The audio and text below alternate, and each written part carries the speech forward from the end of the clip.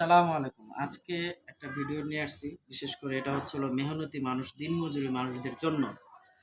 যারা প্রচণ্ড রৌদ্রে কাজ করে, যেরকম দারোয়ান বলেন, নাইট গার্ড বলেন, বিশেষ করে দারোয়ানরা রৌদ্রে দাঁড়ায় থাকতে হয়। সিএনজি চালক, বাস চালক, গাড়ি চালক, আমাদের মতন রিক্সা চালক, মেহনতি মানুষ যারা আছে তাদের জন্য এই ভিডিওটা। কারণ আমাদের রৌদ্রে সবসময় কাজ করতে হয়। আর এই রৌদ্রে কাজ করলে অনেক সময় শরীরের টেম্পারেচার বেড়ে যায়, গরম লেগে যায়। এই গরম থেকে আরাম পাওয়ার জন্য আমি একটা প্রাচীন পদ্ধতির চিকিৎসা নিয়ে আসছি। সেটা হচ্ছে হলো, এই যে এটা দেখতেছেন, এটা হচ্ছে হলো একটা কেলাকুচের পাতা, আর এটা হচ্ছে হলো একটা পেঁয়াজ। গ্রামের লোকজন এটা খুব সহজেই চিনবে।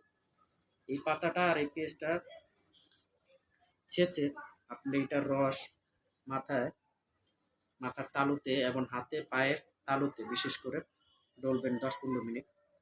ডললে দেখবেন শরীর অটোমেটিকলি ঠান্ডা চলে আসবে।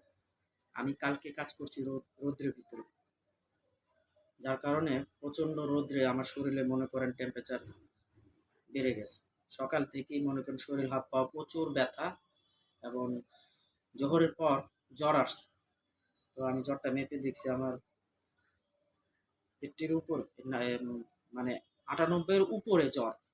তো এই জ্বরটা মনে করেন এখন আরও বাড়তেছে। তো আমি সেই প্রাচীন পদ্ধতির চিকিৎসাটা নিয়ে আসছি। এটা বিশেষ করে মাথায় ডলতে হয়, আর হচ্ছে পায়ে হাত পায়ে। এখন আমার মেয়েরা ডলবে, হ্যাঁ, দেখবেন শরীর অটোমেটিকলি ঠান্ডা চলে আসবে, টেম্পারেচার নেমে আসবে, শরীরের গরম কাটবে।